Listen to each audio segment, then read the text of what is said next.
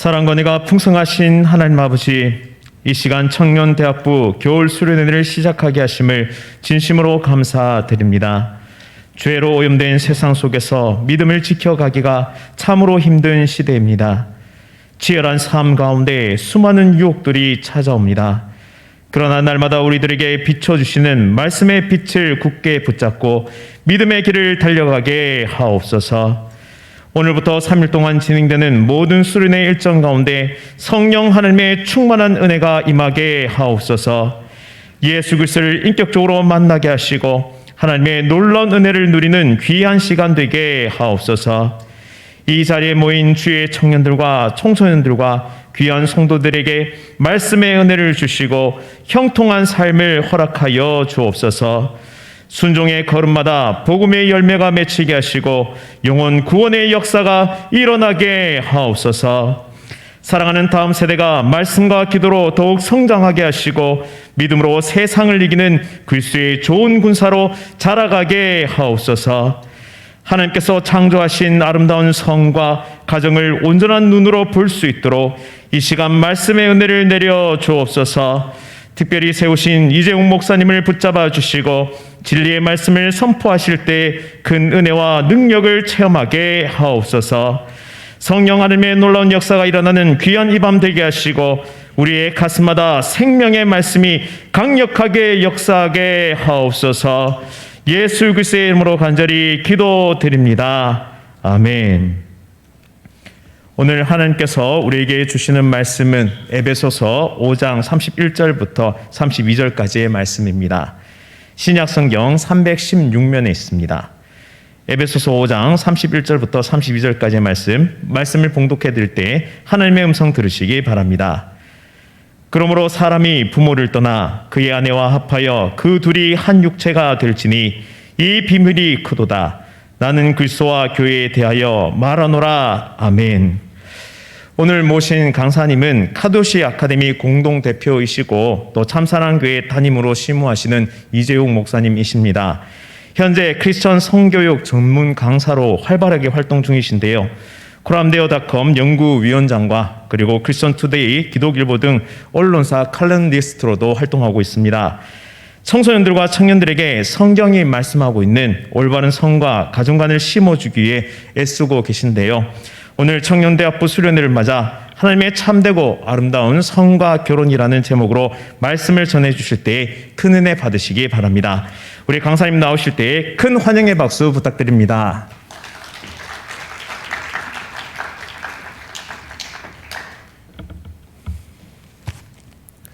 할렐루야. 할렐루야. 네, 반갑습니다. 우리 말씀 한 구절만 좀 더 보겠습니다. 우리 창세기 1장 27절에서 28절입니다. 창세기 1장 27절에서 28절 제가 봉독해 드리겠습니다. 하나님이 자기 형상 곧 하나님의 형상대로 사람을 창조하시되 남자와 여자를 창조하시고 하나님이 그들에게 복을 주시며 하나님이 그들에게 이르시되 생육하고 번성하여 땅에 충만하라. 땅을 정복하라. 바다의 물고기와 하늘의 새와 땅에 움직이는 모든 생물을 다스리라 하시니라. 아멘. 이 시간 한 번 더 제가 기도하고 시작하겠습니다. 사랑과 은혜가 풍성하신 하나님 아버지, 감사와 찬송을 주께 올려드립니다. 오늘 이렇게 대학 청년부 수련회 이 자리 가운데 우리 모두를 불러주시고 또 주의 말씀으로 가르치시고 양육하시는 주님의 모든 은혜를 생각할 때 주님께 진실로 감사드립니다. 이 시간 우리가 말씀을 들을 때 귀를 열고 마음을 열고 듣게 해주시고 우리의 기존까지의 생각이 하나님을 대적하거나 하나님 모시기에 옳지 못했던 그런 생각들이 있다면 말씀으로 바로 기준이 잡히는 귀한 시간 되게 하여 주옵소서. 청년들이 세상에 나아가 말씀으로 싸워 이길 수 있는 힘과 능력을 이 시간 더하여 주옵소서. 주께 감사하며 예수님의 이름으로 기도합니다. 아멘. 네, 오늘은 하나님이 만드신 아름다운 성, 교회와 가정을 세우는 성경적 성교육, 하나님의 참되고 아름다운 성과 결혼, 여러 가지 이런 제목들을 붙일 수 있을 겁니다. 오늘 이 자리에 앉아 계신 청년분들께서는 지난날 혹시 내가 성에 대한 성경적 가치관을 가졌는지 아닌지 오늘 이 말씀을 통해 다시 한번 바로 잡았으면 좋겠고요. 그리고 이 메시지는 비단 우리 청년들에게만 해당되는 것은 아닙니다. 자, 이 메시지를 좀 더 간략하게 해서 학생들에게도 전하고요. 그 다음에 장년들에게도 전하고 이렇게 전 세대에게 전하고 있습니다. 그래서 혹시 기존까지 내가 들었던 내용이 그리고 내가 알던 내용하고 좀 다르다라고 하다면 이제 오늘 말씀으로 기준을 삼아 여러분 앞으로 교회도 세우고 가정도 세우고 아름다운 하나님의 나라를 이루어 가셨으면 합니다. 네, 저는 지금 카도시 아카데미라는 기관을 통해서요. 네, 앞에 좀 PPT 좀 띄워주시겠어요?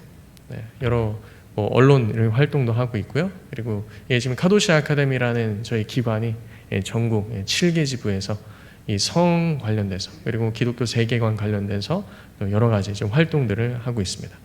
혹시 오늘 강의 또 들으시고 더 궁금하신 내용이 있다면 유튜브 카도시 아카데미 이쪽 들어가시면 여러분이 궁금해하시는 이 성 관련돼서 혹은 생명 관련된 그리고 기독교 자녀 교육 관련된 여러 가지 내용들을 함께 보실 수 있을 겁니다. 본격적으로 오늘 강의 시작하도록 하겠습니다. 우리 청년들은 이 성 하면 어떤 생각이 드시는가? 제가 사실 이런 부분이 좀 궁금합니다. 이런 성에 대해서 우리 중고등부 학생들에게 질문을 던지면 이제 아이들은 별 이야기를 다 하죠. 정말 재미없는 얘기로는 이시박씨 김씨부터 시작해가지고 뭐 스카이 캐슬, 뭐 캐슬 이야기도 하고 이런 얘기도 하지만 우리가 다룰 성은 바로 이 사전에서 말하는 이와 같은 남성과 여성의 성입니다. 이 사전에서 보면요, 이 성에 대해서 사람이나 사물 따위의 본성이나 본바타 이렇게 얘기합니다. 두 번째로는 남성과 여성 그리고 수컷과 암컷의 구별 또는 남성이나 여성의 육체적 특징. 그리고 세 번째 정의는 남녀의 육체적 관계 또는 그와 관련된 일이라고 말합니다. 이 뒤에 나와 있는 밑에 나와 있는 이 영어도 마찬가지로 이 한국말과 같은 이 해석을 하고 있습니다. 자, 이 성이 얼마나 이 전 세계 사람들의 관심사냐면요. 성이란 단어가 인터넷에 연간 몇 회 검색된다고 합니까? 40억 회. 적은 수입니까? 많은 수입니까? 엄청난 수가 이 검색이 되고 있다라는 겁니다.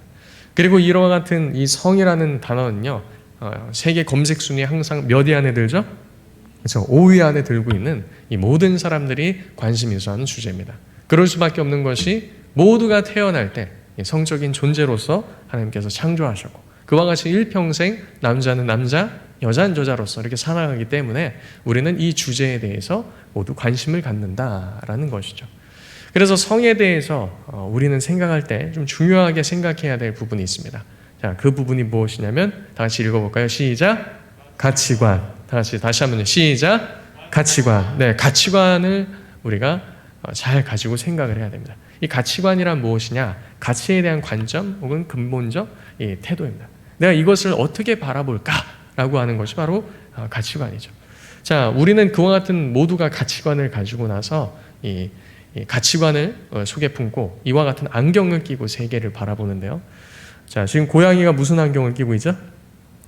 선글라스 끼고 있습니다. 다른 말로 하면 색안경을 끼고 있다라는 것이죠. 우리 사람은 누구나 다 이와 같은 색안경을 끼고 있습니다. 저는 아니요 라고 말할 수 있는 사람은 한 사람도 없을 겁니다. 그러나 우리가 우리 속에 믿음이 있고 그리고 우리가 하나님의 말씀을 가치 있게 여긴다면 우리는 반드시 그리스도인으로서 이와 같은 말씀을 이미 벌써 답을 얘기해 버렸네요. 자, 무슨 안경을 가지고 세상을 바라봐야 돼요? 네, 말씀의 안경으로 세상을 바라봐야 된다라는 겁니다. 이것이 바로 세계관입니다. 우리 속에 있는 그 믿음, 세상 말로 하면 신념, 이것으로부터 내가 어떤 것들을 평가하는 그 가치, 그리고 가치와 함께 내가 세상을 바라보는 세계관, 이것이 펼쳐진다라는 것이죠. 자, 그런데 이 시대에는요, 이 안경 뺏기 싸움이 굉장히 치열합니다. 저마다 하나님의 말씀이 아니라 이 세상 가치관으로 무장하게 하고 이 세상의 세계관을 가지고 세상을 바라보게끔 하려는 이와 같은 치열한 영적 전쟁이 지금 시대 가운데 일어나고 있다는 것이죠. 특별히 우리 2030 세대, 우리 청년 세대, 이 대한민국 작년도 그렇고요. 올해 이슈되는 키워드 중에 하나가 바로 성 갈등이죠. 네. 근데 그 중에서도 이제 뭐 페미니즘 관련돼서도 뭐 얘기할 수 있을 겁니다. 뭐 나중에도 이따가 아주 잠깐 언급할 텐데요. 저는 이제 MDB 고려대를 마치고 고려신학대학원에서 마치고 중앙대학교 대학원 일반 대학원에 아동 청소년 전공을 하러 갔습니다. 근데 거기서 제가 기회가 돼서 문화인류학과로 건너가서 이 프랑스에서 여성학을 받고 온 이 페미니스트 교수에게 한 학기 동안 이 페미니즘에 대해서 잘 배웠어요. 근데 페미니즘에 대해서 할 얘기가 참 많습니다. 이것만 하더라도 1시간 반 정도가 필요해요. 근데 결론부터 얘기하자면 페미니즘은요, 신종 이단 사설과도 같습니다. 우리가 신천지 하면은 이단인 거 다 아시죠? 네, 근데 신천지의 사람들이 왜 넘어갈까요? 처음부터 이만희가 만왕의 왕이다 이렇게 가르치기 때문에 넘어갈까요? 그렇지 않죠. 페미니즘도 비슷해요. 페미니즘도 여성의 인권부터 시작해서 좋은 말들을 하지만 그것은 이제 겉에 포장된 그냥 좋은 낚싯바늘과도 같은 거고요.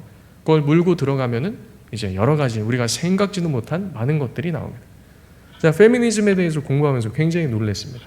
그 원서들을 보면요, 여러분은 믿기시지 않겠지만 그 원서 중에 다수는 이와 같은 문구가 항상 들어가 있습니다.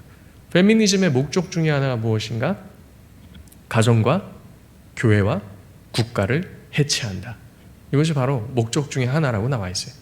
그리고 페미니즘 관련된 그 개론서들이나 기타 여러 서적들에 보면은 그 서론 부분에 무엇이라고 얘기하고 있냐면 저와 같은 안경을 무엇으로 바꿔 끼게 하라 라고 말하냐면 페미니즘이라는 안경으로 바꿔 끼게 해라. 그 안경만 바꿔 끼면은 게임이 끝난다. 이렇게 항상 이야기하고 있어요. 자, 우리는 이 세상을 바라볼 때 페미니즘의 안경도 아니요, 이 세상의 사조에 관련된 그런 안경도 아니요, 오직 우리는 무엇을 끼고 봐야 됩니까? 그렇죠. 말씀이라는 렌즈를 통해서 이 세상을 바라봐야 한다라는 것이죠. 그렇게 우리가 바라봐야 되는 이유가 무엇이냐면 바로 우린 예수 그리스도 안에서 새 사람을 입은 자들이기 때문인 줄로 믿습니다. 여러분들 모두 예수님 안에서 새 사람 된 자 맞습니까? 네, 아멘입니다. 우리 그리스도인들은요, 삶의 주인이 바뀐 자예요. 우리 그리스도인이라고 하면서 교회 열심히 나온다고 그리스도인이 아닙니다. 그리스도의 제자가 된 사람, 예수 그리스도께서 우리를 진정으로 구원하실 뿐만 아니라 우리 삶의 주인으로서 내가 모시고 사는 분, 그게 바로 그리스도인이다 라는 것이죠. 이전까지 예수님 믿기 전에 우리의 삶의 주인은 누구였습니까? 슬라이드와 같이 이 세상 곤중 권세 잡은 자가 우리의 주인 노릇을 했다라는 것이죠. 그러나 우리가 예수님을 믿음으로 이제 어떻게 달라졌습니까? 예수님의 손을 잡고, 예수님께서 내 손을 잡고 이쪽으로 가자라고 하면 어디로 가는 자? 이쪽으로 가는 자. 예수님께서 내 손을 잡고 저쪽으로 가자 하면 어느 쪽으로 가는 자? 저쪽으로 가는 자. 이건 바로 그리스도인입니다. 아멘입니까? 자, 그럼 청년분들께 질문 한번 해보겠습니다. 자, 이 질문은 가는 곳마다 한번 해봅니다. 자, 예수님께서 여러분에게 비전을 주셨습니다. 꿈을 주셨어요. 그래서 여러분이 그 꿈에 대해서 10년 목표를 하나님께서 주셨는데 9년 동안 열심히 달렸습니다. 그런데 어느 날 9년이 조금 넘는 날 하나님께서 야, 이제 그만 됐다. 이거 그만하고 나하고 다른 일 하자 라고 했을 때 우리는 어떻게 해야 될까요? 어떻게 하는 것이 그리스도인의 모습일까요? 모든 것을 버리고 주님을 쫓는 자. 아멘입니까? 네, 제가 이렇게 강의하니까 학생부 수련회 때 어떤 정직한 학생이 있었어요. 목사님, 저는 하던 일 마저 하렵니다. 9년이란 시간이 아깝지 않습니까? 중학교 2학년 정도 되는 친구인 것 같은데. 그래서 제가 그랬어요. 넌 참 솔직해서 좋구나. 우리는 겉으로는 그렇지 않다라고 얘기해요. 그러나 많은 경우 실제 현장 가운데서 그런 경우를 많이 봤죠. 우리는 물질을 섬기지 않고 그리스도를 섬깁니다 라고 하지만 진짜 절체절명의 순간 가운데 진로를 두고도 내가 하나님을 기쁘게 할 것인지 나의 인생 목표를 이룰 것인지, 사랑하는 우리 청년분들, 우리 성도님들, 우리의 인생의 목표는 나의 자아 성취, 나의 자아 실현, 이것이 아닙니다. 이것이 아닙니다. 나의 자아 실현하고 나의 자아 성취하는 게 뭐 그렇게 대단합니까? 우리는 나의 자아와 나의 무엇인가 목표를 이루기 위해 사는 자가 아니라 하나님께 영광 돌리기 위해서 사는 자들인 줄로 믿습니다. 사나 죽으나 우리는 누구의 것입니까? 그리스도의 것이. 그것을 세상 가운데 삶을 통해서 증거하는 자가 누굽니까? 바로 우리 그리스도인들 아니겠습니까? 진정 우리의 삶의 주인이 누구인가? 바라보기 원하는 것은 오늘 이 밤 이런 여러 가지 말씀들을 통해 한번 점검해 보셨으면 좋겠다라는 마음이 듭니다. 그럼 그리스도인은 어떻게 살아야 되는가? 예수님께서 친히 그 모범을 삶을 통해서 보여주셨죠. 자, 이 슬라이드 그림이 뭘까요? 제가 좋아하는 그림입니다. 아주 사실적으로 잘 묘사를 했죠. 어떤 그림일까요? 예수님께서 40일간 광야에서 금식하시고 고난받으시던 모습입니다. 다른 막 얼굴에 빛나는 그런 성화와 달리 굉장히 사실적으로 묘사가 됐다 이렇게 생각합니다. 이스라엘 백성들이 광야에서 실패했던 것을 예수님께서 어떻게 하셨죠? 그 말씀을 하나하나 이루어 가시며 또 이와 같은 사단의 유혹 속에서 예수님께서는 어떻게 하셨죠? 말씀으로 그것을 물리치셨습니다. 자, 하나님의 아들이신 예수님께도 사단은 와서 여러 가지 달콤한 말들로 유혹들로 그를 시험한다면, 예수님을 시험한다면, 그러면 우리의 삶 가운데도 이와 같은 사단의 유혹과 시험이 있을까요? 없을까요? 당연히 있는 것이죠. 그때 우리는 무엇을 할 것인가? 합리적이고 달콤한 말을 쫓아갈 것인가?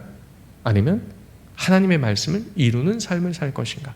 이것이 바로 현 시대의 많은 그리스도인들이 당면한 삶의 그런 과제들입니다. 바라옵기 원하는 것은 예수님께서 이와 같이 모범을 보였듯이 삶의 모든 순간 그리스도를 택하는 사랑하는 청년과 모든 성도님들 되시기 바랍니다.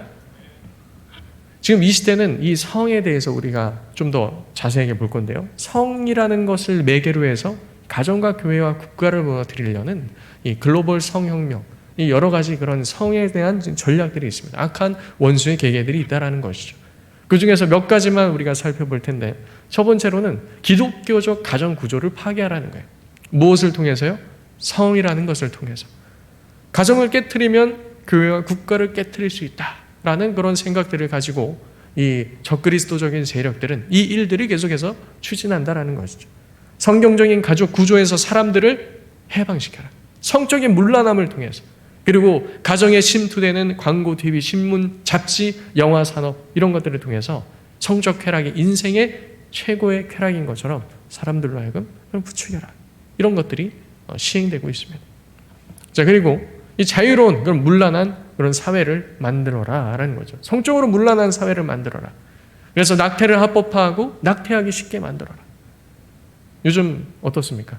대한민국에 2019년에 뭐가 폐지됐습니까? 뭐가 폐지됐죠? 낙태죄. 2019년 4월 11일 낙태죄 헌법 불합치. 이전까지는 계속해서 낙태죄 유지하는 것은 합헌이다 라는 것을 계속해서 추진하고 났다가 그렇게 됐어요. 되게 웃겨요. 요즘은 뭐 동물권, 동물의 복지까지 생각하는데, 그리고 동물 뱃속에 있는 그런 강아지, 고양이 새끼, 뭐 심지어는 햄스터 이런 것까지 생명이 다 소중하다 하는데 어떻습니까? 뱃속에 있는 태아는 생명이 아니다 이렇게 외치고 있죠. 요즘요 중고등학교에서 여성의 자궁을 뭐라고 가르치는 줄 아십니까? 뭐라고 가르치는 줄 아십니까? 포궁이라고 가르칩니다. 포궁. 세포가 있는 곳이다라는 거예요. 세포. 생명으로 취급하지 않겠다라는 겁니다. 너무나도 놀라운 것은요, 이와 같은 얘기를 반복하는 이 많은 젊은이들이 있다라는 겁니다. 그러니까 문란한 성적인 그런 활동들을 하면 그런 이제 아이를 가질 위험이 있으니까 낙태도 자유로워야 되지 않냐, 뭐 이런 것들을 주장한다는 것이죠.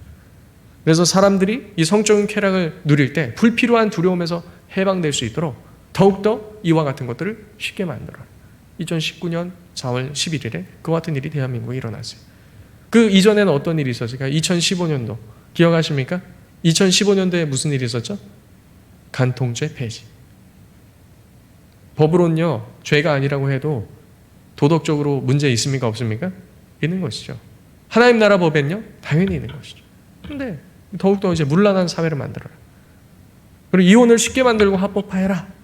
평생 결혼이라는 개념에서 사람들을 해방시켜라. 이런 것들을 계속해서 이제 가져온다라는 거죠. 이 세상 가운데. 제가 초등학교 다니던 1990년대 초만 하더라도 한 가정 가운데 그때 한 60명 정도 있었습니다. 이혼 가정이 많지 않았어요. 근데 지금 어떻습니까? 황혼이혼까지 치면 50%가 이혼을 한다라고 말하기도 하죠. 청소년은요 3가정 중에 1가정. 너무나도 이 심각한 사회가 되었죠. 근데 이건요, 오늘날만의 문제는 아닙니다. 예수님 당시에도 그랬어요. 이혼 증서를 써주면서 쉽게 이혼하는 봉투. 예수님께서 말씀하시죠. 제자들에게. 그거 아니다. 하나님께서 합쳐주신 거 사람이 나눌 수 없다. 그러니까 제자들의 반응이 놀랍습니다. 아, 그럴진데 그렇게 어려워서 어떻게 장가를 가겠습니까? 오늘날만의 문제가 아니지만 이와 같은 것들을 통해서 하나님께서 만드신 성경적 가정과 교회 개념을 깨트려라. 동성애를 생행할 대체 방식으로 만들어라. 이 사람들이 성적인 쾌락을 탐닉하다 보면 더욱더 자극적이고 다른 것들까지도 이제 추구하게끔 하죠. 그래서 스스로 선택한 것이라면 동성연애, 근친상간, 소아성애든 어떤 형태로든 허용되게 하라. 놀라운 건요, 해외의 동성혼 합법화 국가 중에는 어떤 거를 지금 규제하냐면 수간 같은 거를 규제합니다. 대한민국은 그런 규제가 없어요. 그리고 참 놀라운 얘기 하나 해드릴까요? 우리 청년분들께 페미니즘 수업 들을 때 무슨 얘기까지 나온 줄 아십니까? 근친상간을 허용할 수도 있지 않겠냐, 그런 얘기를 교수하고 학생들이 주고받더라고요. 왜냐하면 부모하고 자식 간에 얼마나 이 세상에서 가장 사랑하는 사람 아니겠는가. 그들이 서로 사랑한다면 그것도 인용해줘야 되는 거 아니냐? 그들도 소수지 않냐? 이런 얘기하고 있습니다. 소아성애에 대해서도 이야기하고 있고요. 이게 굉장히 심각하다라는 것이죠. 그러니까 인간적인 생각을 관점으로 해서, 출발로 해서 내가 원하는 것을 무엇이든지 할 수 있게 하는, 그것을 규제하면 이것이 차별과 혐오라고 말하고, 이와 같은 사랑이라는 이름 가운데 모든 것을 허용하게끔 하자라고 말합니다. 제가 이것을 두고 여러 곳에서 강의할 때 여러 리더진들이 저한테 그런 질문을 했어요. 목사님, 근데 왜 동성혼 합법화된 나라 중에는 왜 기독교 국가가 많습니까? 제가 볼 때 그 전략 중에 하나로서 넘어간 것 같아요. 용어 전술 중에 이 사랑, 그리스도인들은 사랑해야 되지 않냐, 예수님은 사랑이지 않냐, 동성애도 사랑이다. 그러니까 우리들이 자유롭게 사랑하는 것을 용납해줘라. 그러니까 이런 사랑이라는 그 이름 안에 그냥 다 넘어간 거죠. 하나님의 사랑은 무엇을 포함하고 있냐면요, 심판을 포함하고 있습니다. 이 사실을 믿으십니까? 하나님의 공의와 그리고 사랑이 함께하는 것이죠. 그리고 사랑은요, 불의를 기뻐하지 않는 것이 사랑입니다. 죄를 미워하는 것이 사랑이에요. 의와 함께 기뻐하는 것이 사랑인 줄로 믿습니다. 요즘 보면은 젊은 세대들 가운데 그래도 그들도 인정해주고 사랑해줘야 되는 거 아니냐. 그들을 사랑해주는 건요, 그들이 죄 가운데 나와서 그리스도께 복종하는 것, 이것이 우리가 그들에게 줄 수 있는 사랑이자 그것이 바로 최고의 사랑이다라고 말할 수 있는 것이죠. 2022년 1월 8일에도 이런 일이 있었습니다. 2명의 남자 동성애자가 법원을 상대로 소송을 한 거죠. 근데 어떻게 됐습니까? 패소했습니다. 다행히도 패소했지만 이와 같은 시도들이 계속되고 있다는 것입니다. 이게 2021년도 관련된 통계입니다.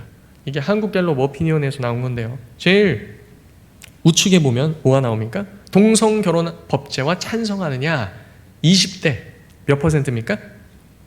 몇 퍼센트요? 73%. 73%. 그냥 73%가 된 걸까요? 전혀 그렇지 않죠.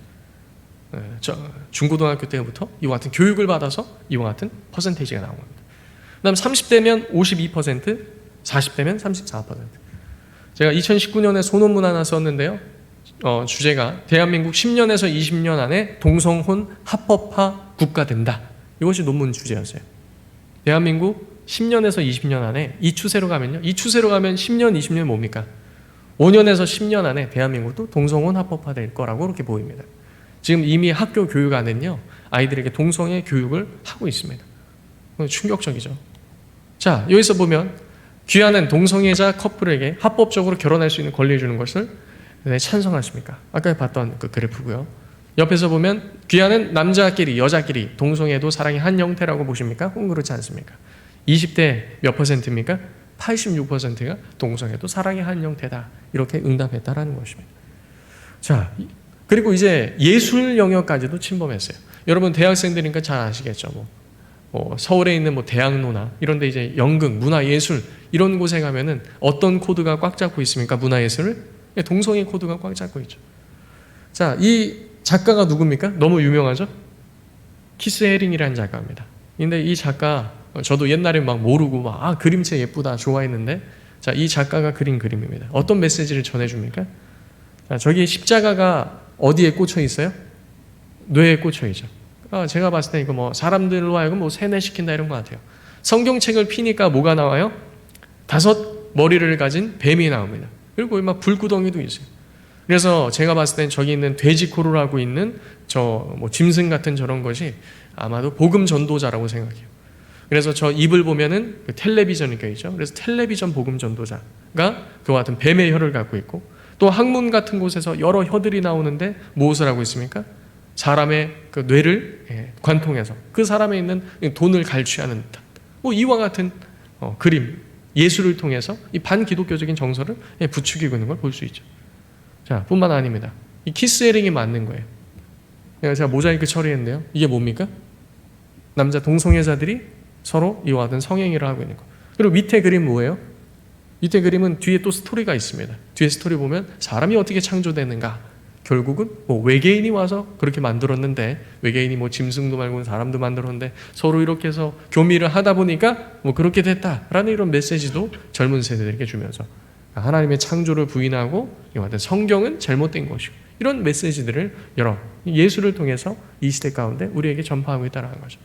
또 하나가 미디어를 활용해서 반기독교적인 가치를 선전하고 사고방식을 바꿔라. 그래서 인간의 태도를 바꾸는 데는 미디어가 효과적이다. 그래서 이런 것들을 동원해서 사람들의 생각 바꿔라. 놀랍게 많이 바뀌고 있죠. 여러분, 그 젊은 여기 학부모님들 많이 와 계시는데요. 이 초등학생들이 어디서 성교육 많이 배울까요? 초등학교 저학년 학생들이에요.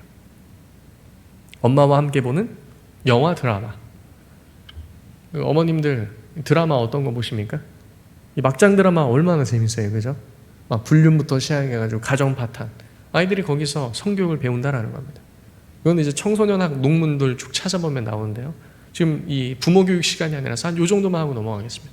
그러니까 이 다음 세대들 어린 나이부터 시작해가지고 이와 같이 성을 탐닉해 하고 이 가정을 파괴하는 이런 것들이 있어서 더 많이 아이들이 접할 수 있게 지금 이렇게 미디어가 조장하고 있다는 겁니다. 자, 그리고 또 청년분들에게 한번 묻고 싶습니다. 자, 우리 지금 이 시대 가운데 반기독교적인 정서가 팽배합니까? 팽배하지 않습니까? 네, 굉장히 팽배하죠. 자, 그럼 또 질문입니다. 자, 이 모든 것이 교회의 잘못 때문입니까? 이런 질문도 던져봐야 된다라는 거예요.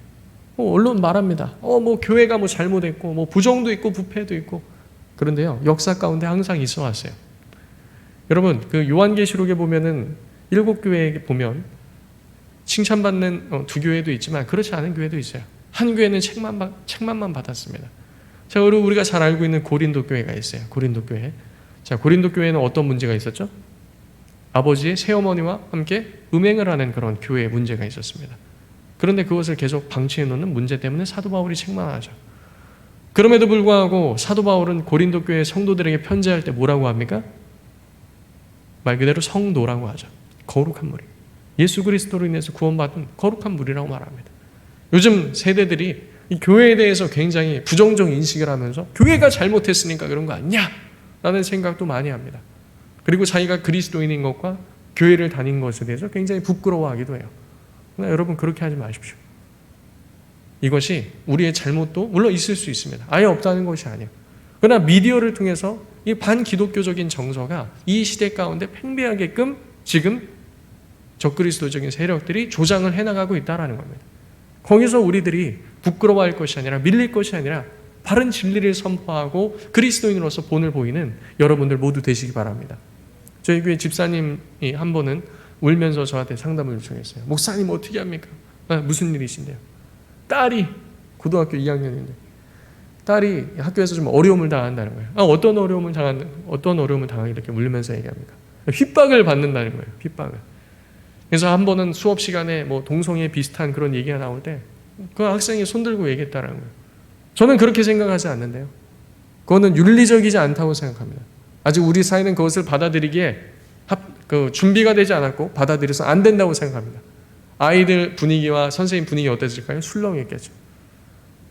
그런 것 때문에 이제 어려움을 당한다는 거예요. 제가 그랬어요. 집사님, 그거 울 일이 아니라 기뻐할 일입니다. 딸의 믿음이 그 정도고 그래서 나가서 그렇게 외친다는 건 얼마나 귀한 겁니까? 그리고 언제 우리가 예수님의 이름으로 인해서 핍박을 당해보겠습니까? 너무나도 귀한 거 아니겠습니까? 사랑하는 청년분들, 여러분 예수님 믿는 것 때문에 핍박 받으십니까? 여러분들 예수님 이름으로 인해서 어려움 당하십니까? 한 번씩 예수님의 그런 흔적을 가지시길 바랍니다. 저도 중고등학교 때 복음 전하다가요, 엄청 놀림 받았어요. 그리고 막 사탄의 책에다 친구들이 막 이렇게 놀리고요. 나중에 그 친구들 다 어떻게 됐을까요? 나중에 다 교회 나왔습니다. 네. 여러분들에게도 그런 것들이 열정이 필요한 거예요. 내가 이와 같은 세상 가운데 내가 어떻게 하나님의 영광을 드러내는 삶을 살까? 이 시대 가운데 침묵하는 것이 아니라 하나님을 내가 오히려 드러내겠다. 이 시대 가운데 누가 대변해 주겠습니까? 하나님의 일에 대해서.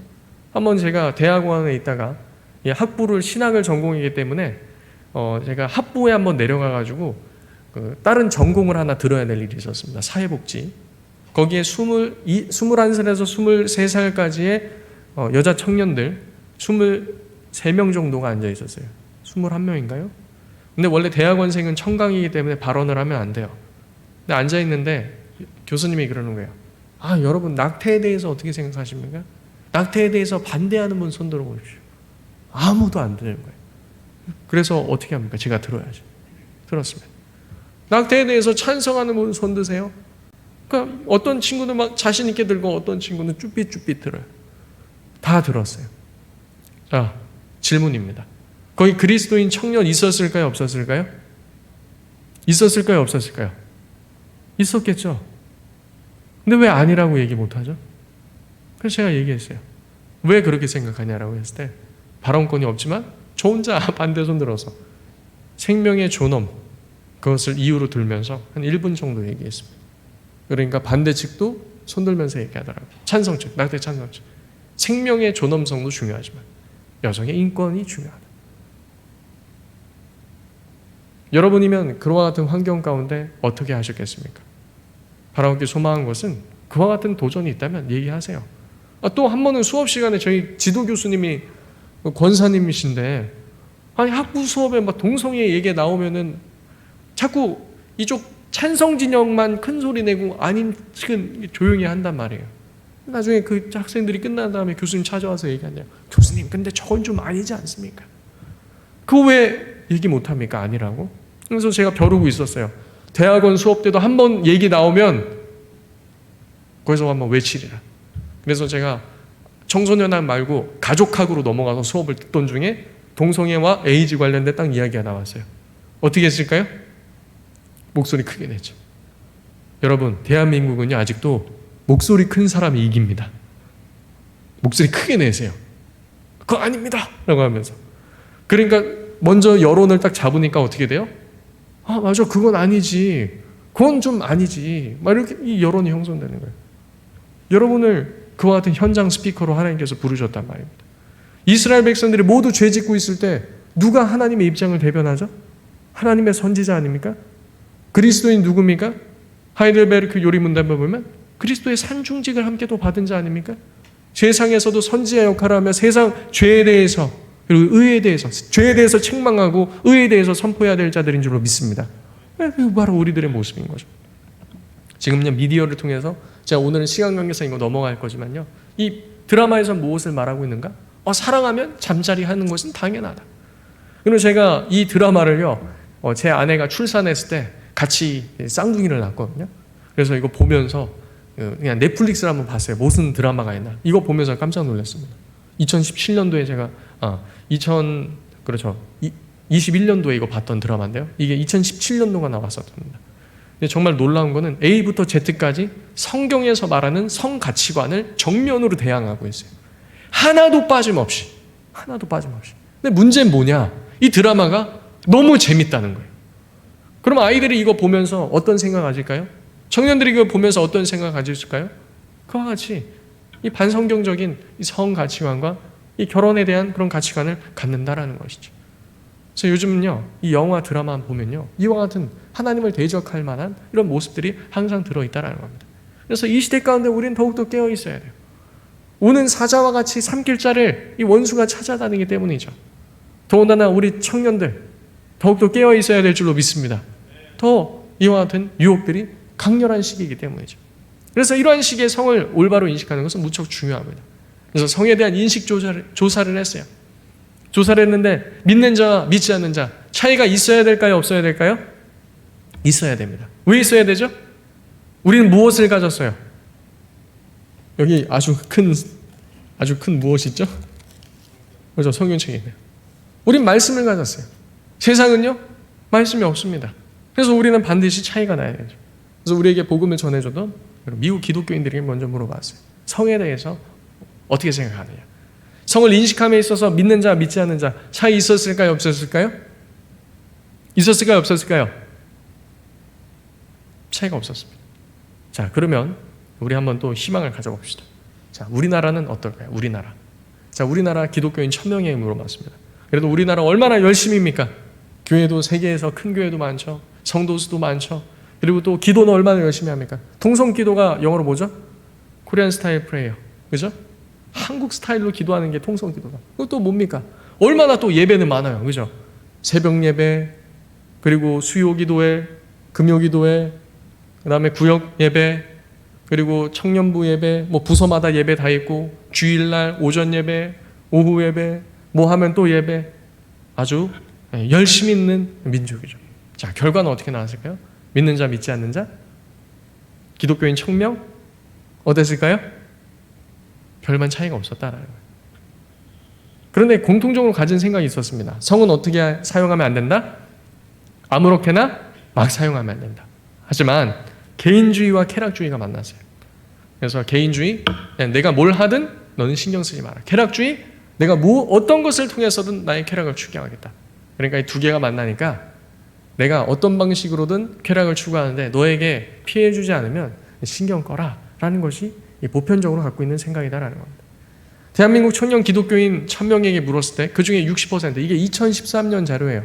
아쉽게도 이와 같은 좋은 리서치가 그 이후에 안 나옵니다. 자, 이 당시에는 60%가 지킬 필요가 없다고 그랬어요. 지금은 어떨까요?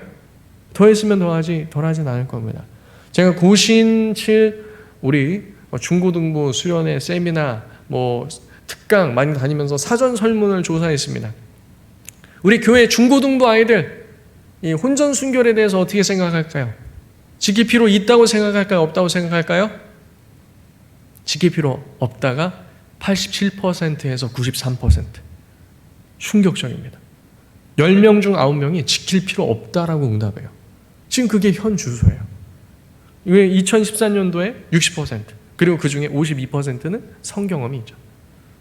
그래서 당시에 교제하고 있는 커플, 4커플 중에 한 커플은 일주일에 주기적으로 2-3번씩 성관계를 맺고 있다라는 통계가 나왔습니다.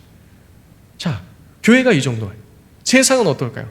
이게 2014년도 광고입니다. 그러니까 여기 신동엽이 이제 아저씨 모양으로 하고 나와서 막 꾸짖는 거예요. 아니 어디 젊은 것들이 모텔 이런 얘기하고 그래. 그러니까 거기서 어떻게 응답이 나와요? 아저씨도 갔었잖아요. 이제 이런 것들이 아무렇지도 않은 것처럼 그와 같이 여겨지는 이런 시대가 됐다라는 거예요. 남녀의 가통 수치, 이 간통법이 통과되기 바로 전입니다. 어떻습니까? 30%. 여자는요? 17%.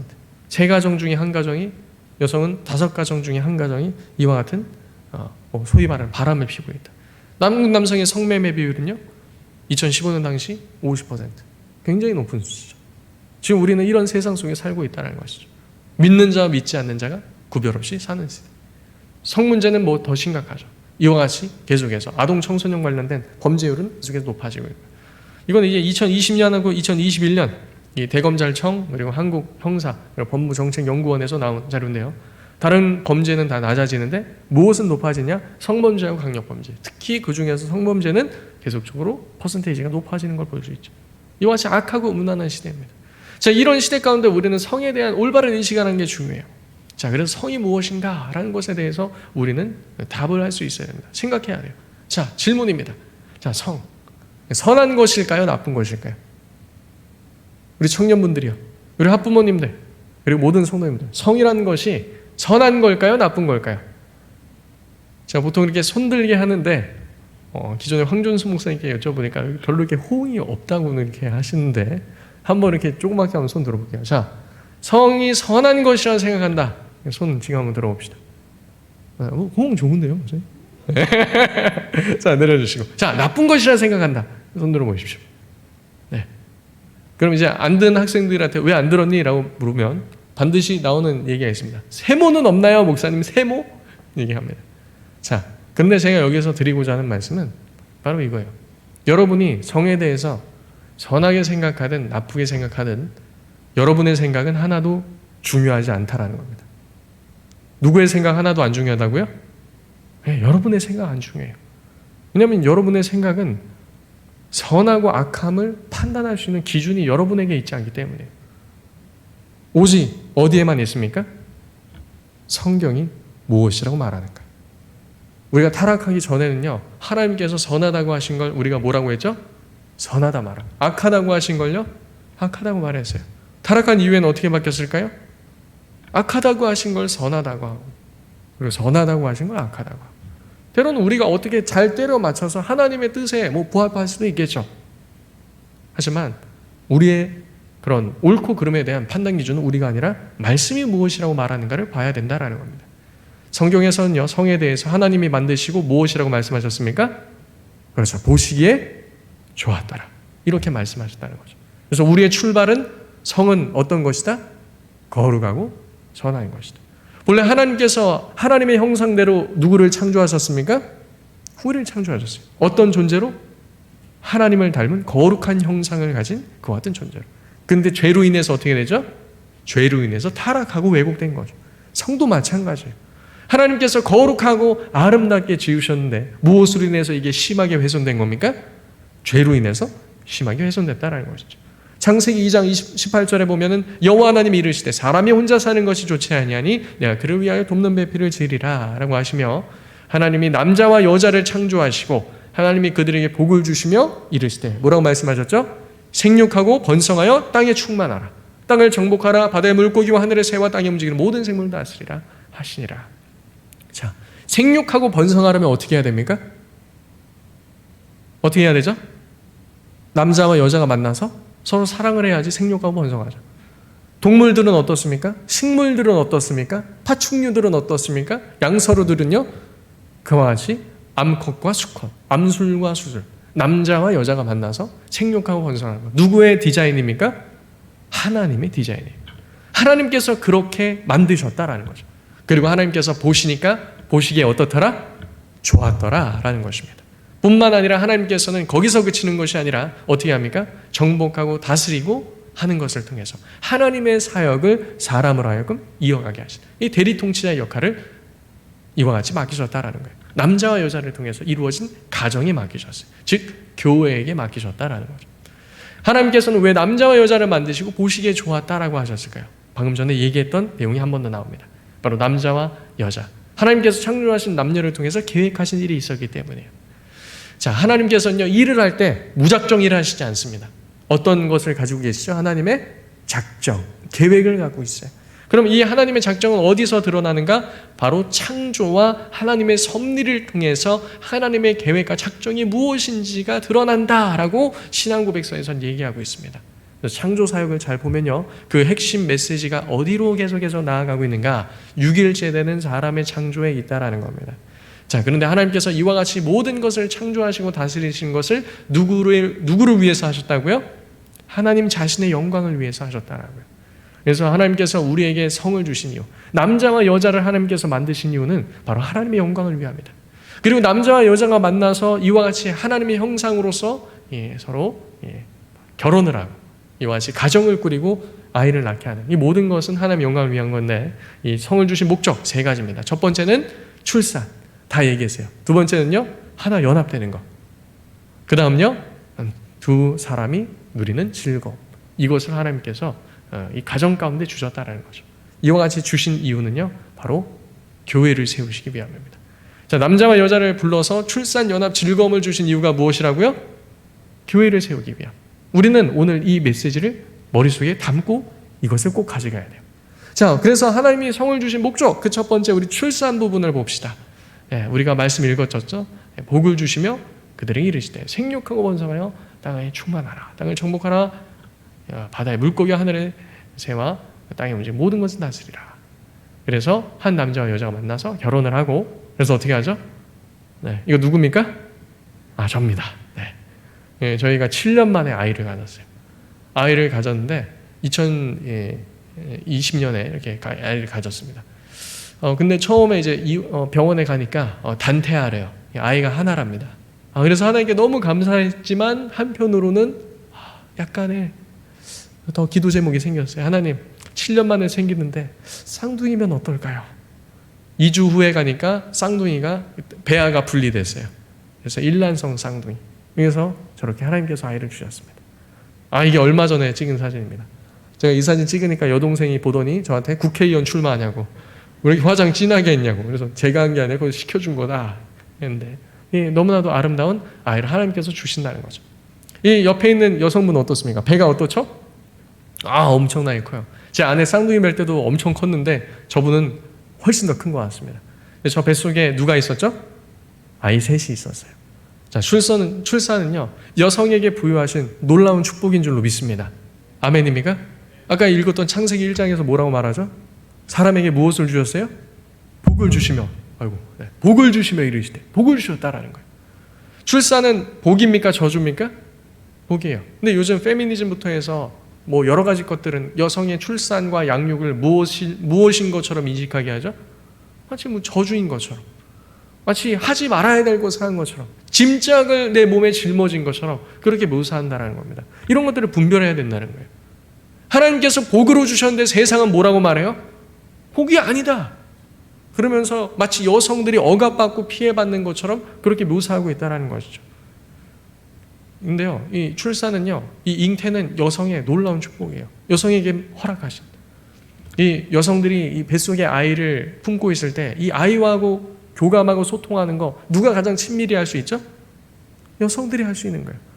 이 임신하는 걸 통해서 어떤 사역에 함께하는 겁니까? 하나님의 창조 사역에 함께하는 거예요.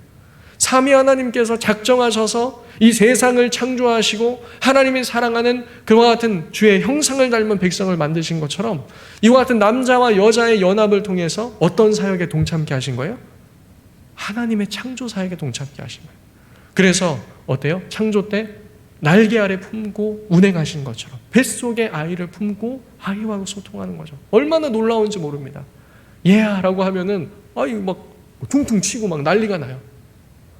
그래서 제가 그랬어요. 아내가 임신했을 때, 여보, 난 당신이 이용하신 누리는 축복에서 열애되고 싶지 않아. 제외가 되고 싶지 않아.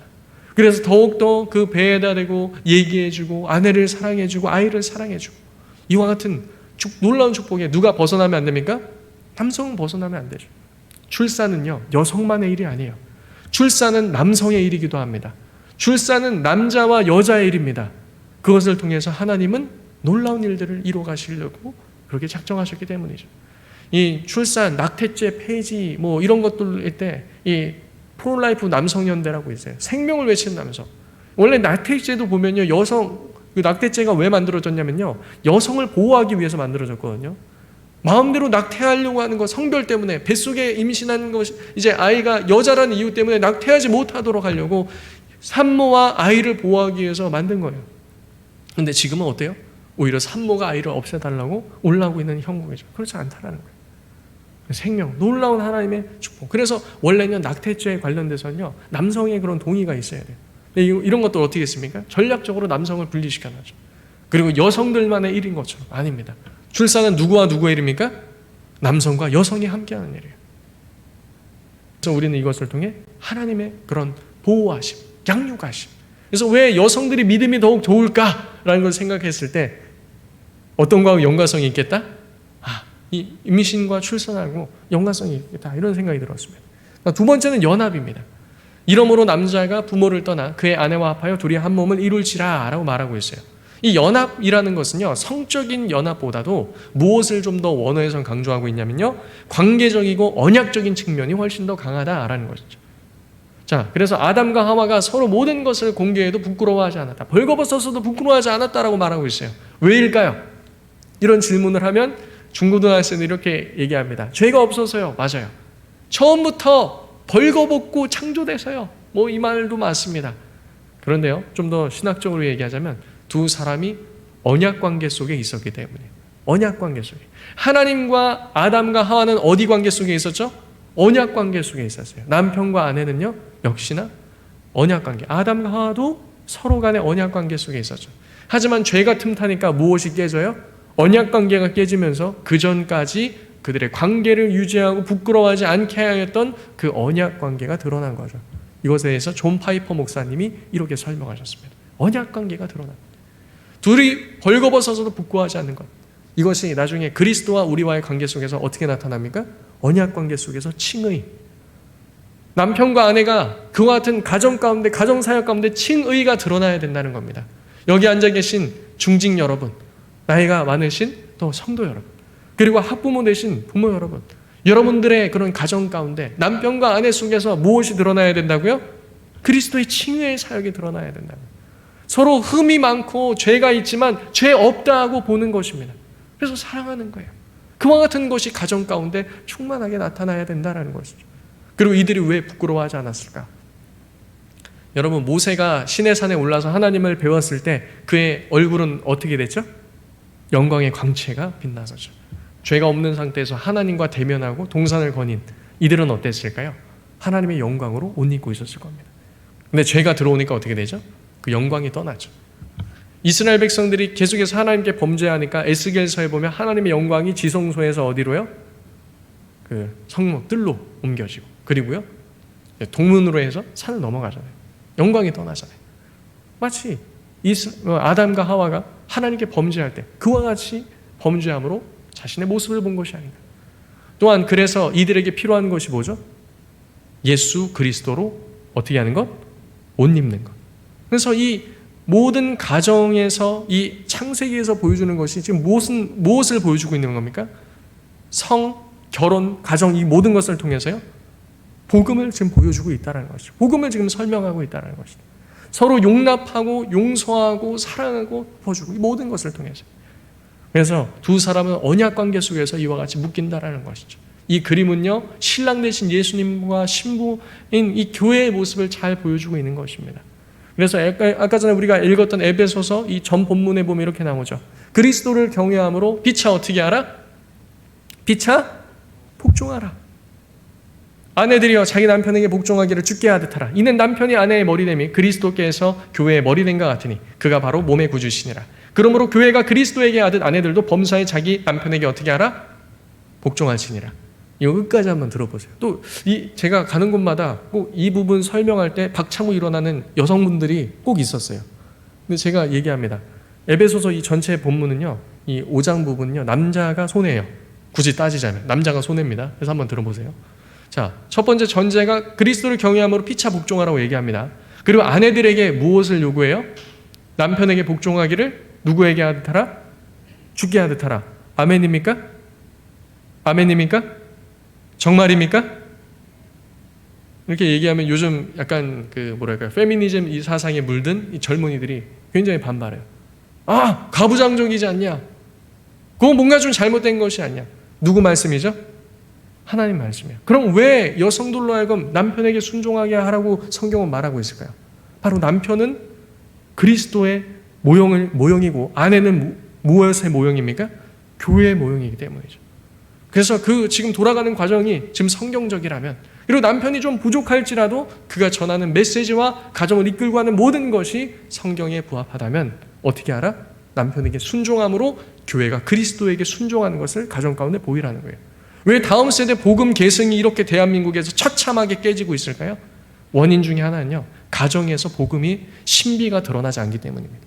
가정에서 이와 같은 복음이 드러나지 않아요. 가정이 어느 기관보다도 복음을 선명하게 드러내는 기관인데, 교회에서는 집사님, 장로님, 권사님인데 집에 가서는요 싸우고 하나님의 영광을 드러내지 못한다는 거예요. 여러분들 교회에서 장로님하고 목사님하고 맨날 싸운다면 그 교회 다니고 싶습니까? 나가고 싶습니까? 나가고 싶죠. 거기 그 교회가 건강하게 세워질 수 있습니까? 없습니까? 없죠. 그 교회에서 복음이 제대로 전파될 수 있습니까? 없습니까? 없죠. 그러면 가정은요? 그리스도의 모형과 교회의 모형이 매번 싸우고 서로 피차 용납하고 용서하지 못하고 그런데 어떻게 복음이 그 가정 가운데 뿌리 내릴 수 있고 다음 세대 자녀에게 뿌리 내릴 수 있을까요? 힘들다라는 것이죠. 더군다나 아까 말씀드린 것처럼 요즘 이와 같은 것을 통해서 여성의 인권, 권리, 신장 이렇게 얘기하고 있죠. 그리고 이 시대는 가부장적이다 이렇게 얘기하고 있습니다. 근데 여러분들에게 그 얘기를 드리고 싶어요. 여러분, 이 가부장제가 뭡니까? 가부장제가 뭐죠? 아버지가 다스린다는 거예요. 아버지가 다스린다. 자, 이 질서를 누가 주셨습니까? 창세기에 나오죠. 질서. 누가 주신 거죠? 하나님이 주신 거. 그럼 하나님이 잘못된 겁니까? 그러니까 이걸 생각해 봐야 되는 거예요. 가부장제라는 것 자체가 잘못된 거냐, 아니면 그것도 죄로 인해서 훼손되는 거냐, 이것을 생각해야 된다는 겁니다. 근데 세상은 이것으로 인해서 계속해서 여러 가지 일들을 말하죠. 저는 가는 곳마다 페미니즘 강의할 때 이렇게 얘기합니다. 가부장제의 끝판왕, 가부장제의 모델은 누구냐? 예수 그리스도다라고 얘기해요. 여러분들, 예수님으로 인해서 억압과 착취를 당하고 계시죠? 예수님으로 인해서 마지못해서 억압과 착취 가운데 눈물로서 신앙생활하고 계십니까? 그렇지 않죠. 우리가 이 부분도 다시 생각해 봐야 된다는 거예요. 자, 이제 남편들에게 얘기합니다. 남편들아, 아내 사랑하기를 그리스도께서 교회를 사랑하시고 그 교회를 위하여 자신을 주신 같이 하라. 이전에는 아내는 남편에게 그냥 복종하라고 했는데 남편들에게 뭐라고 말합니까? 아내 사랑하기를 그리스도께서 교회를 사랑하시고. 어떻게 사랑한다는 거예요? 죽기까지 사랑한다는 거죠. 아내를 그렇게 사랑하라는 겁니다. 그리고 남편의 책무는 여기서 끝나지 않아요. 우리 남자 청년들이요, 여러분이 결혼에 대해서 생각하고 성에 대해서 생각할 때 그리스도를 생각해야 되며 가정 안에서 그리스도의 역할도 반드시 생각해야 됩니다. 그리고 여기 앉아 계신 모든 주 안에서 아버지 된, 그리고 남편 된 모든 성도님들, 이것을 생각해야 된다는 것이죠. 아버지의 역할, 남편의 역할은 무엇인가? 곧 물로 씻어 말씀으로 깨끗하게 하사 거룩하게 하시고, 가정을 말씀으로 씻어서 주 앞에 거룩한 교회로서 세우는 것이 누구의 책무입니까? 남편과 아버지의 책무라는 거예요. 단지 복종을 넘어서 이와 같은 책무가 있습니다. 자기 앞에 영광스러운 교회로 세우사 티나 주름 잡힌 것이나 이런 것 없이 거룩하고 흠이 없게 하려 하십니다. 이것이 바로 남편과 아버지의 책무입니다. 그 아내의 영적 상태, 누구의 책임입니까? 남편의 책임이에요. 자녀들의 영적 상태는요, 남편의 책임이고 아버지의 책임이죠. 아버지가 가정에서 예수 그리스도의 모형을 보이면서 이와 같이 가정을 교회로서 그리스도 앞에서 흠이나 주름 잡힌 것 없이 아름답게 세워가야 되는데 그와 같이 못한다라는 것이죠. 옆집이랑 다른 것은, 믿지 않는 옆집이랑 다른 것은 주일날 자녀 손 붙잡고 교회 가는 것 끝. 어떻게 가정을 교회로 아름답게 세워갈지에 대한 어떤 고민도 한국교회 가운데 없었다라는 것을 우리는 생각해 볼 수 있는 겁니다. 그래서 여기 앉아 계신 청년분들이 앞으로 여러분들이 연애에 대해서 생각하고 결혼에 대해서 생각할 때 멋진 남자, 멋진 여자 만나서 좋은 집에서 아름답게 평생 호의호식하면서 살 것을 생각하는 것이 아니라 어떻게 내가 참된 그리스도의 모형을 잘 보여주고 참된 교회의 모형으로서 우리의 가정을 아름답고 거룩한 교회로서 세워나갈까, 이와 같은 비전을 품어야 될 줄로 믿습니다. 이와 같은 비전으로서 여러분은 앞으로 이 시대 가운데 오히려 결혼이 파괴되고 가정이 파괴되고 아이들을 더 이상 생명으로 취급하지 않고 반생명적인 문화가 팽배한 이 시대 가운데 그와 같은 도전을 여러분의 삶을 통해서 보여줄 수 있다는 것이죠. 이와 같이 남편들도 자기 아내 사랑하기를 자기 자신과 같이 할지니 아내를 사랑하는 자는 자기를 사랑하는 것이라.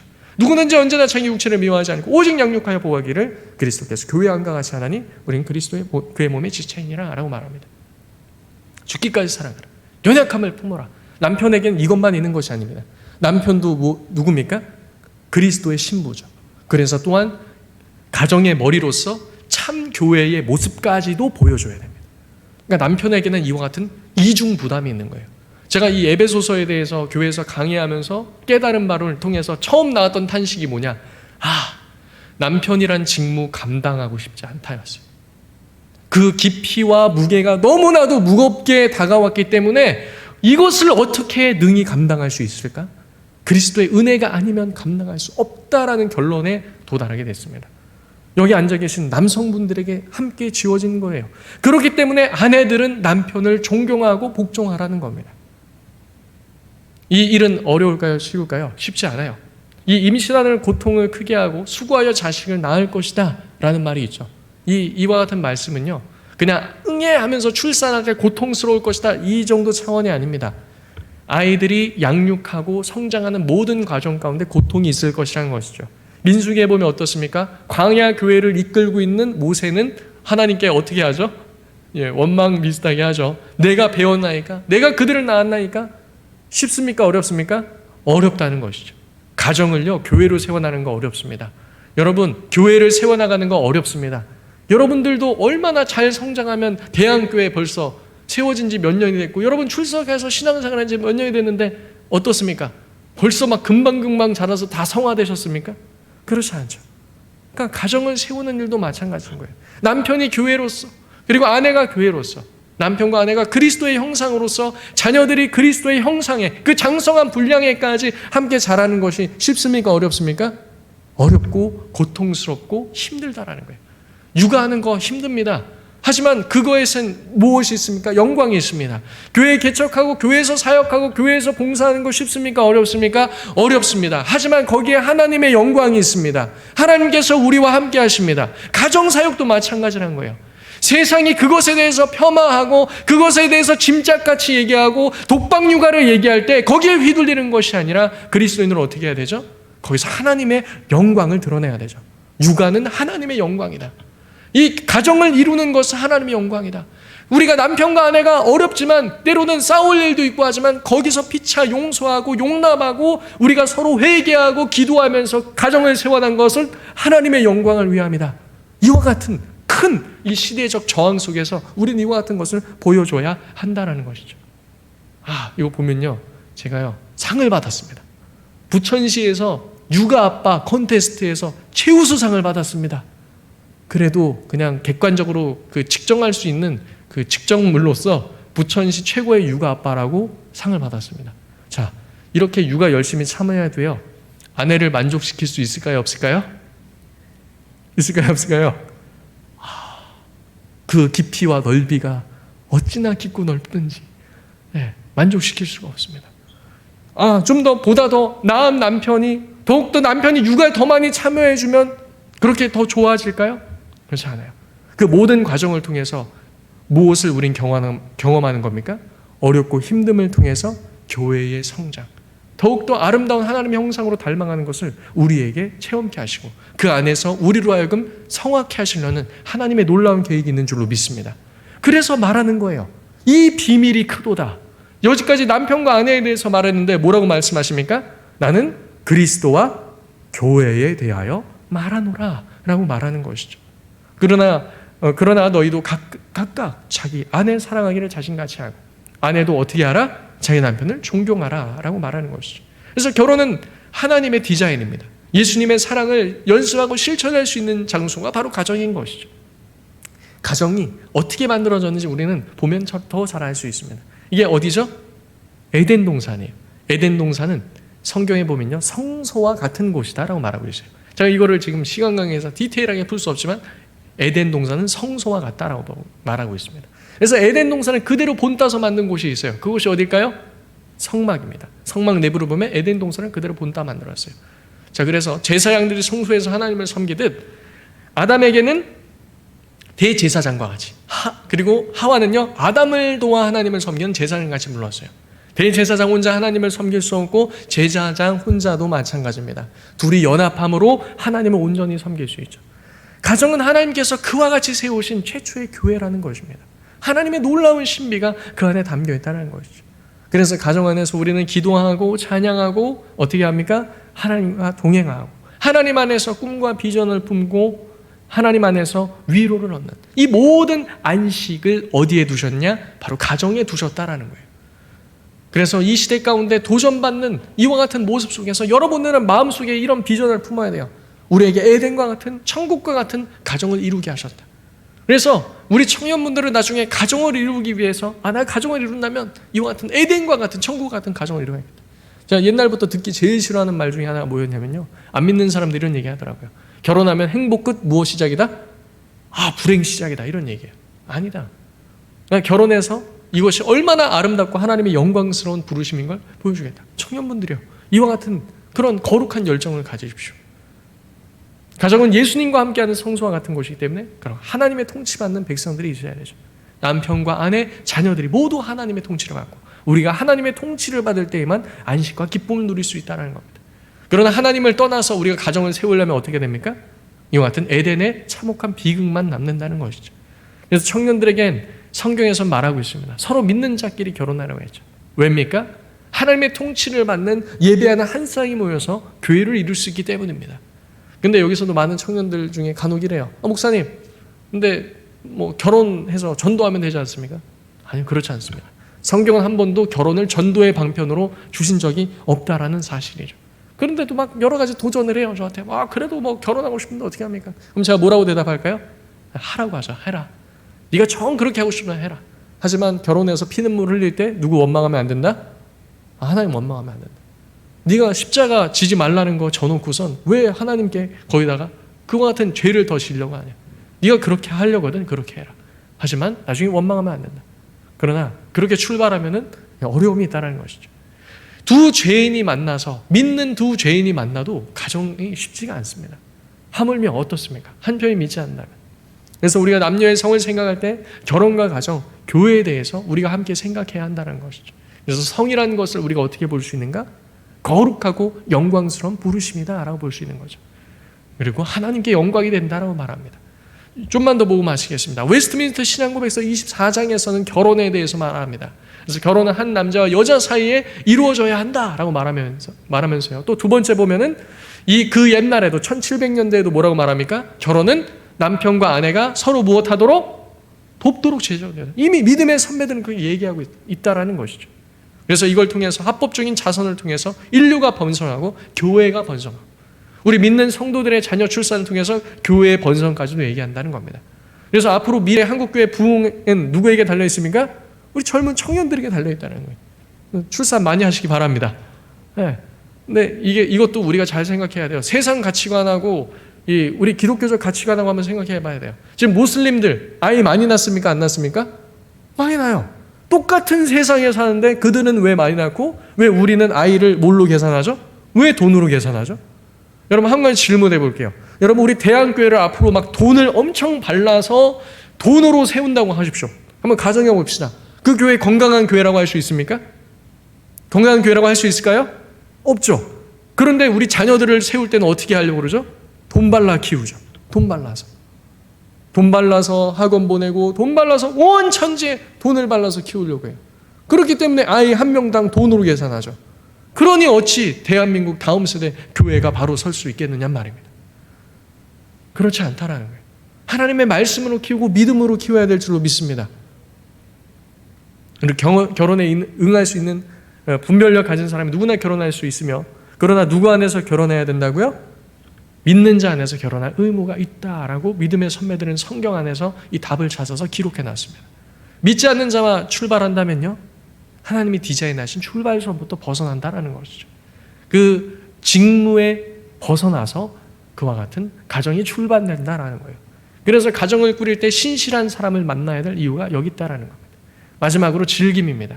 이 말씀 보면요, 내 셈으로 복되게 하라. 내가 젊어서 취한 아내를 즐거워하라. 그는 사람스러운 암사슴 같고 아름다운 암노루 같으니 너는 그의 품을 항상 족하게 여기며 그의 사랑을 항상 연모하라고 말합니다. 여기서 말하는 셈이라는 것을 성적인 것으로 표현해도 그렇게 해석할 수도 있습니다. 그래서 다른 것이 아니라 서로로 인해서 만족하고 그 샘물 안에서만 길러 마시라라는 거죠. 너는 그의 품이라는 품은요, 노골적으로 여성의 가슴을 말하고 있습니다. 그와 같이 서로 아내들도 남편에 대해서 그렇게 하라는 것이죠. 이 안에서 서로 기쁨을 누리라는 겁니다. 이것은 또 무엇을 말하냐면요, 요한일서 1장 1절에서 4절, 바로 하나님이 서로 사랑하시고 연합함과 같이 어떻습니까? 아내와 남편도 그와 같이 성도의 교제를 하며 또 하나님이 누리시는 그 기쁨 가운데 우리도 함께 동참하여서 누리고 연합하는 그 기쁨의 충만함, 이것을 어디에 두셨다고요? 가정에 그 즐거움을 두셨다라는 겁니다. 하나님의 사랑. 그래서 하나님께서 이 가정을 어떻게 세우셨다? 교회를 세우셨다. 하나님께서 성을 무엇을 위해서 주셨다? 바로 교회를 세우시기 위해서 주셨다라는 사실을 우리는 기억해야 됩니다. 그래서 우리는 이제 대답할 수 있어야 돼요. 하나님께서 성을 만드신 이유가 무엇이다? 무엇이다? 하나님의 영광을 위해서다. 사랑하는 우리 청년분들, 사실 여러분들에게 전해줄 메시지는 더 많지만 오늘 한 이쯤에서 마무리하면서 우리가 함께 기도했으면 좋겠습니다. 그리고 이 시간 우리 함께 기도할 때 이런 제목을 가지고 기도했으면 좋겠어요. 이 세션 올라와서 반주 좀 해주시고요. 제가 한 2가지 정도만 기도 제목을 나누고 기도했으면 합니다. 하나님, 우리가 하나님께서 디자인해 놓으신 이와 같은 성, 우리가 성에 대해서 생각할 때 남녀의 육체적 사랑을 생각하는 것이 아니라 교회와 거룩한 가정에 대해서 생각하게 하시고, 우리가 아름답게 이 미래를 만들어 나갈 하나님의 그 계획 가운데 우리가 이와 같은 소망, 교회 개척에 대한 꿈, 가정을 아름답게 세우게 하소서. 이런 열망으로 불타게 하시고, 하나님, 혹 이와 같은 시대 가운데 여러 가지 유혹이 있거든 믿음으로 담대히 이겨낼 수 있는 우리에게 믿음을 더하여 달라고, 이 시간 우리 부모 세대들도 우리 청년들을 위해서, 그리고 다음 세대들을 위해서 하나님 거룩한 교회와 가정을 세우게 하여 주옵소서. 이들을 통해서 대한교회가 부흥되게 하시고, 이들의 가정을 통해서 다음 세대들이 부흥되게 하여 주옵소서. 우리 주여 한번 외치고 통성으로 기도합니다. 주여. 아버지 하나님, 주님 이 시간 우리가 함께 들은 말씀을 놓고 기도하길 원합니다. 하나님께서 우리에게 주신 성은 아무리 너무나도 거룩하고 고귀한 것이 우리가 함께 나눴습니다. 하나님께서 이 디자인에서 하신 성을 통해서 하나님께서 교회를 세우시고, 하나님께서 가정을 세우시고, 아버지 이 가정 가운데서 놀랍고 아름다운 하나님의 복음의 비밀을 깨달아 알게 하시고, 이것을 통해서 하나님의 신비가 아버지 그 믿는 가정들을 통해서 멀리 드러나게 하시도록 하나님의 그와 같은 계획을 우리가 발견하게 됩니다. 아버지 하나님, 주여 우리 사랑하는 주여 달리 성에 대해서 생각할 때, 더욱이나 이번 주 곤란한 시대 가운데 우리가 이 성에 대해서 우리가 어떻게 생각해야 되는지, 아버지 하나님, 주여 이와 가이드를 받았습니다. 이와 같은 생각을 가지고 우리가 청년되는가, 우리가 교회를 세울 마음으로, 우리가 가정을 거룩하게 세우는 아버지 이와 같은 비전을 가지고 우리가 나아가시도록 잡아주시고, 아버지 이들을 통해서 아름다운 가정과 아름다운 교회가 세워지고, 이들의 자녀들을 통해서 놀라운 하나님의 그런 영성들과 하나님의 교회 아버지 성도들이 아버지 전진하는 믿음으로 아버지 이 청년들을 축복하여 주시고, 아버지 이와 같은 모든 아버지 마음들을 아버지 가운데 아버지 그리스도의 주님으로 주님께로 붙잡아 주옵소서.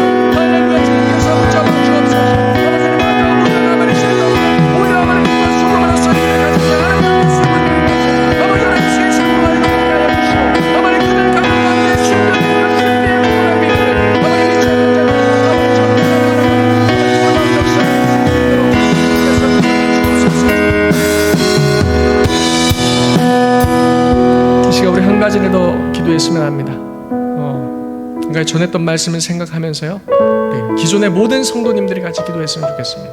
하나님, 우리의 가정을 내가 남편으로서, 내가 아내로서의 그 직무를 가정 가운데서 잘 감당하지 못했다면, 내가 남편으로서 우리 아내와 우리 자녀들을 그리스도 앞에 말씀으로 거룩하게 깨끗하게 하며 주님 앞에 흠없는 교회로서 세우는데 내가 그 직무를 잘 감당하지 못했다면, 내가 가정에서 아내로서 참 교회의 모습을 잘 보이지 못하고 내 기쁨으로 양육하지 못하고 원망과 불평했던 그런 모습들이 있다면, 하나님 주님께서 용서하여 주시고, 하나님 바라오기 원하는 것은 우리 가정 가운데 이와 같은 직무들이 잘 회복되고, 남편은 참된 그리스도의 모습, 아내는 참된 교회의 모습으로서 가정에 이 복음의 신비가 나타나게 해달라고. 혹 아픔을 겪는 가정이 있습니까? 서로 화합하지 못하는 가정이 있습니까? 가정 가운데 그리스도의 용서함과 칭의와 그와 같은 놀라운 복음의 신비가 가정 가운데 깊이 드러나게 해달라고. 청년들 가운데 부모님들의 그런 모습을 보면서 마음 아프고 상처받는 분들이 있습니까? 기도하십시오. 하나님, 우리 가정이 복음으로 회복되게 하십시오. 해 주옵소서. 아버지가, 어머니가 복음으로 회복되게 하여 주옵소서. 우리 가정이 에덴과 같은 모습, 하나님께서 본래 의도하신 모습대로 아름답게 세워지게 하옵소서. 우리 주여 한번 외치고 통성으로 기도합니다. 주여. 아버지 하나님, 주님 이 시간 우리가 다시 한번 기도합니다. 아버지 하나님, 이 시간 대한민국 모든 성도들의 가정을 위해서 기도합니다. 주님께서 거룩한 그 직분 가운데 남편을 부르시고, 또 거룩한 직분 가운데 아내를 부르시고, 둘이 합하여 하나님의 형상 교회를 세우게 하여 주시고, 아버지 그 교회를 통해서 하나님께서 주신 자녀들 아름다운 하나님의 형상으로 세워가고, 우리가 우리가 위험한 하나님의 말씀에 대한 진리를 전하지 못하여서 남편으로서요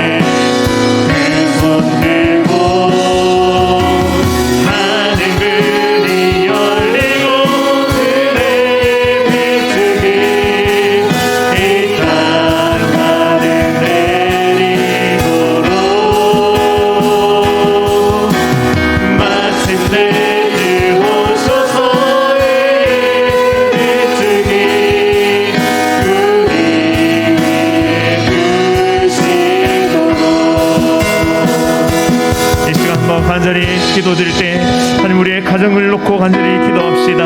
하나님 이 땅에 참으로 많은 가정들이 어려움을 겪고 있습니다. 나의 가정이 어려움을 겪고 있고 나의 친구의 가정이 어려움을 겪고 있고 이 사회 곳곳마다 가정이 무너지고 깨져지는 수많은 어려움들을 경험하고 있습니다. 하나님 오늘 말씀처럼 하나님께서 주신 이 성령의 바른 가치관과 또한 결혼의 아름다운 가치관과 또한 가정의 아름다운 가치관을 세워나가며 주의 몸된 교회를 세워나갈 수 있는 우리 모두의 삶이 될 수 있도록 인도하여 주옵소서. 깨어지고 무너진 가정들이 다시 한번 회복되어질 수 있도록 하나님 역사하여 주옵소서. 나의 가정을 붙잡으시고 또 앞으로 이루어갈 그 가정을 위해서 이 시간 주여 부르시고 간절히 한번 기도합시다. 주여